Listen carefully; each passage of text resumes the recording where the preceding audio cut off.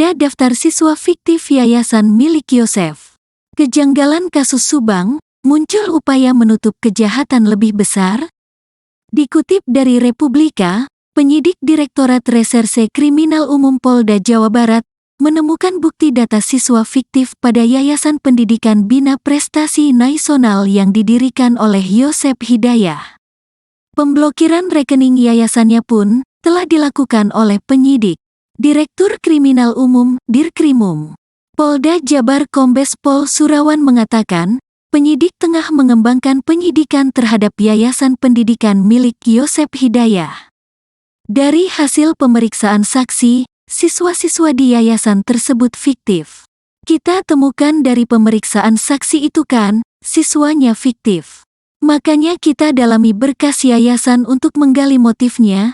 Kita masih gali, ucap Surawan. Tidak hanya itu, ia menuturkan telah melakukan pemblokiran rekening Yayasan Pendidikan milik Yosef Hidayah. Sebab penyidik menemukan daftar siswa yang fiktif. Makanya kemarin kita melakukan pemblokiran terhadap beberapa rekening yayasan kemarin, karena kita temukan ada daftar siswa yang fiktif, kata dia. Yosef diduga kuat merupakan eksekutor pembunuhan tersebut. Meskipun hingga kini, Yosef belum mengaku perbuatannya. Surawan mengatakan, penyidik terus mendalami motif peristiwa pembunuhan Tuti Suhartini, istri Yosef, dan Amalia Mustika Ratu, anak, dengan memeriksa saksi dari pihak keluarga. Mereka beraktivitas di yayasan tersebut. Jadi kita dalami terus soal motif dari keterangan keluarga di situ mereka dalam satu lingkup yayasan, kata dia. Diketahui, baru-baru ini percakapan Yosef Hidayah pasca pembunuhan ibu dan anak di Subang bocor. Dalam percakapan yang direkam diam-diam usai kasus Subang itu, Yosef belak-belakan terkait kekuasaan. Percakapan Yosef soal kekuasaan direkam setelah pembunuhan Tuti Suhartini dan Amalia Mustika Ratu. Hal itu dilihat dari pakaian juga pembahasan yang diperbincangkan. Dalam video tampak Yosef mengenakan topi biru dengan jaket berwarna putih.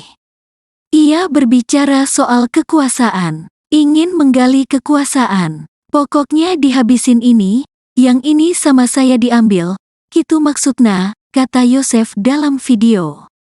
Yosef membantah, bila pembunuhan Tuti dan Amel berkaitan dengan Yayasan Bina Prestasi Nasional. Tidak ada keterlibatan yayasan, jangan salah. Tidak ada sama sekali, kata Yosef. Yosef pun tampak berang ketika membahas ucapan Danu soal tugasnya di yayasan. Menurut Yosef, Danu bukan merupakan bagian dari Yayasan Bina Prestasi Nasional. Eta si Danu ngaku-ngaku saya keluar dari yayasan. Si Danu tidak ada di yayasan, buat apa? Ngomong seenaknya, kata Yosef.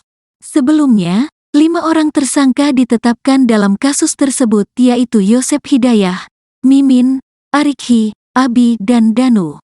Namun, Yosef, Mimin, Arikhi dan Abi membantah terlibat dalam pembunuhan.